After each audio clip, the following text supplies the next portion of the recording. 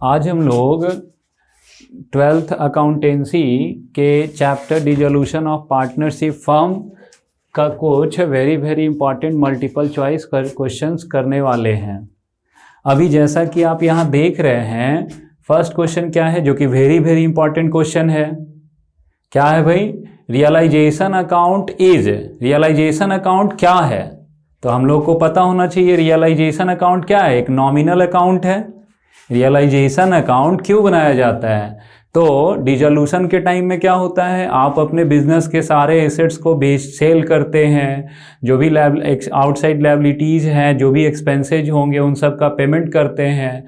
तो डिसोल्यूशन के time assets को बेचने और आउटसाइड लायबिलिटीज और एक्सपेंसेज को पे करने के लिए जो अकाउंट बनाया जाता है वो रियलाइजेशन अकाउंट कहलाता है। एसेट्स को बेचने, आउटसाइड लायबिलिटीज को पे करने से प्रॉफिट हुआ या लॉस हुआ, ये जानना इसका मेन ऑब्जेक्टिव होता है। तो भाई यहाँ पे आप प्रॉफिट लॉस जानने के पर्पज से इस अकाउंट को बना रहे हैं। एसेट्स को सेल करने और आउटसाइड लायबिलिटी को पे करने में प्रॉफिट हुआ कि लॉस हुआ, ये जानने के लिए आप इस अकाउंट को बना रहे हैं। तो प्रॉफिट लॉस को जानने के लिए या प्रॉफिट लॉस इनकम एक्सपेंस को रिकॉर्ड करने के लिए जो अकाउंट बनाते हैं उसको कौन सा अकाउंट कहते हैं? नॉमिनल अकाउंट कहते हैं। तो ये क्या हो जाएगा? नॉमिनल अकाउंट यहाँ पे आंसर हम लोग का होगा। अब अगर देखा जाए सेकंड क्वेश्चन क्या कहा जा रहा है? सेकंड क्वेश्चन कहा जा रहा है कि expenses on dissolution of firm, firm के डिसोल्यूशन के टाइम जो खर्च होता है उसको कौन सा खर्च कहते हैं? तो उसको रियलाइजेशन एक्सपेंस कहते हैं, है ना। ये सब तो फालतू का ऑप्शन है। लीगल एक्सपेंसेज तो लॉस एक्सपेंसेज नन क्यों होगा जब हमारा ऑप्शन हमको मिल ही रहा है। तो रियलाइजेशन एक्सपेंस कहते हैं डिसोल्यूशन के टाइम बिजनेस जब आप बंद करेंगे तो उसमें बहुत सारे खर्चे होते हैं। जैसे एसेट्स को सेल करते समय अगर जैसे लैंड बिल्डिंग है, आजकल लैंड बिल्डिंग क्या है, आप किसी ना किसी ब्रोकर के थ्रू बेचेंगे तो जल्दी बिक जाता है, अच्छा रेट अच्छा प्राइस भी आपको मिलने का चांसेज होता है, क्योंकि ब्रोकर लोगों के पास बहुत सारे कस्टमर्स होते हैं। आप अगर खुद से बेचना चाहेंगे तो एक दो लोगों तक आप अपना पहुंच बना पाएंगे। एक दो लोगों को बोलेंगे हाँ भाई हमारा बिजनेस का जो लैंड है, बिल्डिंग, उसको हम बेचना चाहते हैं। और ब्रोकर के पास ऐसे बहुत सारे कस्टमर होंगे तो वो जो है आपको अपना प्रॉपर्टी बेचने में आपको हेल्प करेगा कुछ, लेकिन कमीशन लेगा बदले में। फिर जो है अगर आप कभी कभी होता है बहुत बड़ा बिजनेस है आपका, बहुत सारे एसेट्स हैं, आप अच्छे रेट में सारे एसेट्स को बेचना चाहते हैं, तो ऐसे में क्या होता है आपको जो है ये ऑक्शन मीटिंग करवाना पड़ता है। ऑक्शन मतलब नीलामी का सभा लगाना पड़ता है। अब नीलामी का सभा जब लगाइएगा तो क्या होगा कि भाई आपको जो है भाई आप एडवर्टीजमेंट डालेंगे पेपर में, या फिर ऐसे भाई आप वो माइक वगैरह लगवा करके आप लोगों से अनाउंसमेंट करवाएंगे मार्केट में कि हाँ भाई फलाना बिजनेस जो हमारा है उसका हम बेचना चाहते हैं, उसके सारे एसेट्स को फलाने डेट को मीटिंग करवाना चाहते हैं, ऑक्शन मीटिंग रखना चाहते हैं। जिनको भी पसंद चाहे वो लोग आइए मीटिंग में अटेंड कीजिए, एसेट्स का नीलामी होगा, बोली लगेगा। तो भाई एडवर्टीजमेंट में खर्चा होगा, फिर आपको इसके लिए कोर्ट से ऑर्डर भी लेना पड़ता है नीलामी के लिए, वहां से कुछ पर्सन्स भी आते हैं जो अपना कुछ चार्ज वो भी लेंगे, और कोर्ट से ऑर्डर लेने का भी कुछ चार्ज लगेगा। तो इन सब में जो है फिर मीटिंग जहां आप अरेंज करेंगे, अरेंजमेंट में भी कुछ खर्च होगा। तो भाई मीटिंग ये सब में जो खर्चे होंगे ये सब को एक्सपेंसेज ऑन डिसोल्यूशन कहते हैं। तो एक्सपेंसेज ऑन डिसोल्यूशन जो होता है उसको एक्चुअल में कहते क्या है? तो रियलाइजेशन एक्सपेंसेज कहते हैं। एसेट्स को बेच करके पैसा वसूल करने में जो खर्चा हुआ, तो भाई रियलाइजेशन एक्सपेंस कहते हैं इसको।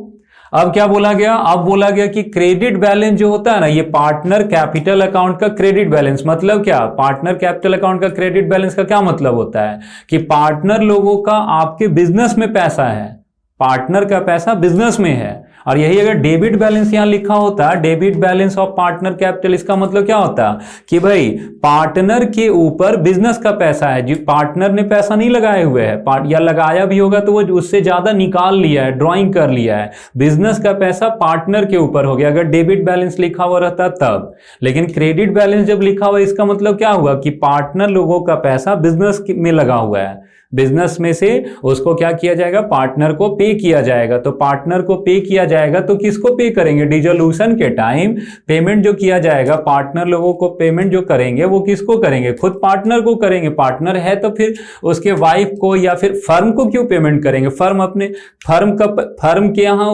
पार्टनर लोगों का पैसा है तो फर्म से तो फर्म क्या करेगा? फर्म पे करेगा। किसको पे करेगा? पार्टनर को। तो क्या है भाई, यहां पे क्या होगा आंसर? पार्टनर्स होगा। फिर आपसे पूछा जा रहा है कि भाई डिसोल्यूशन के टाइम एसेट्स का जो बुक वैल्यू होता है उसको हम लोग कहाँ रियलाइजेशन अकाउंट के किस साइड में रिकॉर्ड करते हैं। तो याद रहना चाहिए एसेट्स जो होता है एसेट्स के बुक वैल्यू को रियलाइजेशन अकाउंट के डेबिट में रिकॉर्ड करते हैं। और अगर यही लायबिलिटी अगर बोल देता है यहाँ पे कि लायबिलिटी के बुक वैल्यू को रियलाइजेशन अकाउंट में किस साइड में रिकॉर्ड किया जाता है, तो लायबिलिटी को और प्रोविजन को क्रेडिट साइड में रिकॉर्ड किया जाता है। एसेट्स का बुक वैल्यू बोल रहा है कि एसेट्स के बुक वैल्यू को रियलाइजेशन अकाउंट में किस साइड में रिकॉर्ड करते हैं, तो डेबिट साइड में। लेकिन अगर लायबिलिटी बोलता है यहाँ पे या प्रोविजन बोलता कि लायबिलिटी और प्रोविजन के बुक वैल्यू को कहां पे रिकॉर्ड करते हैं, रियलाइजेशन अकाउंट के किस साइड में रिकॉर्ड करते हैं, तो वहां पे फिर आंसर आप क्रेडिट साइड करिएगा। फिर आपसे क्या पूछा जा रहा है, फिर पूछा जा रहा है डिसोल्यूशन के टाइम बैंक ओवरड्राफ्ट को किस अकाउंट में ट्रांसफर करते हैं। तो बैंक ओवरड्राफ्ट को रियलाइजेशन अकाउंट में ट्रांसफर करते हैं, क्योंकि बैंक ओवरड्राफ्ट एक्सटर्नल लायबिलिटी है। एक्सटर्नल लायबिलिटी जो है बैंक का पैसा फर्म के ऊपर हो गया। भाई बैंक से आप ओवरड्राफ्ट किए हुए हैं, शॉर्ट टर्म लोन एक तरह से लिए हुए हैं, तो भाई आप बिजनेस जब आप बंद करें तो उसका पेमेंट कीजिएगा। ये एक्सटर्नल लायबिलिटी हुआ, बाहरी लोगों का कर्जा आपके बिजनेस के ऊपर हो गया।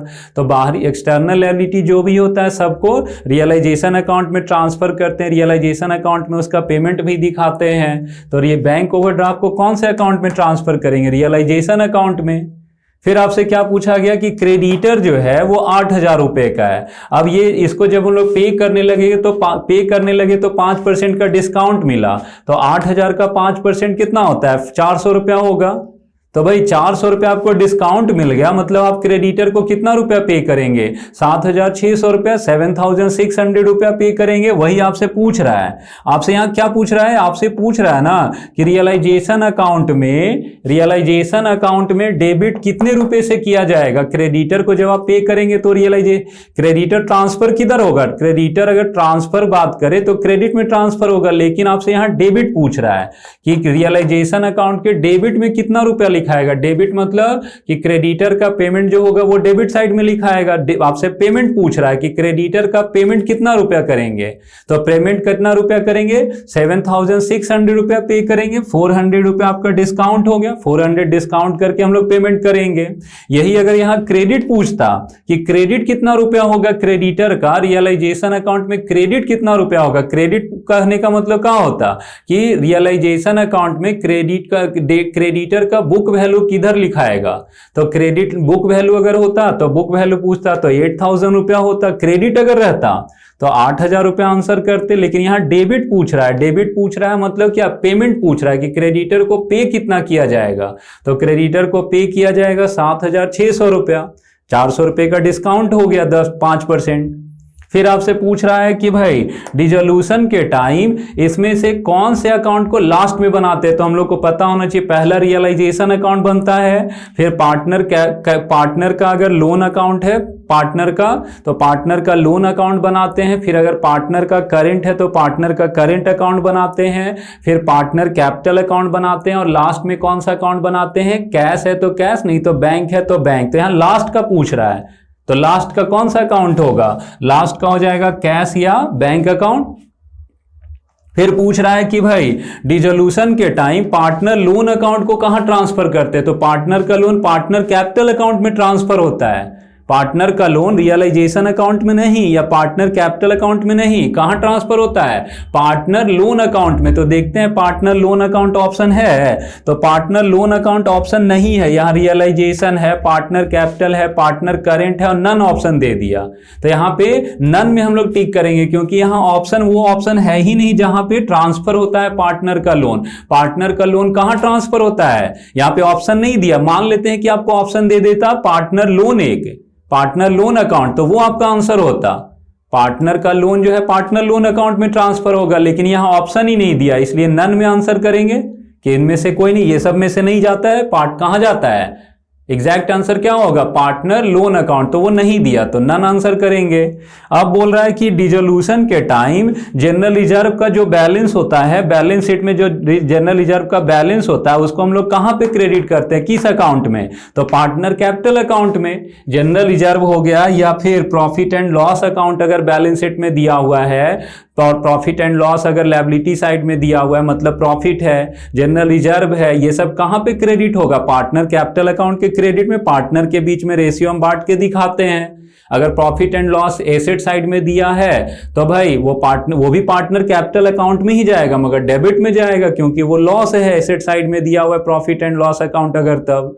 तो क्या है यहाँ पे जनरल रिजर्व पूछा, जनरल रिजर्व के जगह पे प्रॉफिट एंड लॉस अकाउंट भी अगर पूछता ना, profit and loss account shown in the balance sheet भी अगर रहता और क्रेडिट बैलेंस या डेबिट बैलेंस अगर बता देता तो उस हिसाब से वो भी कहां जाता, वो भी पार्टनर कैपिटल अकाउंट में ही जाता।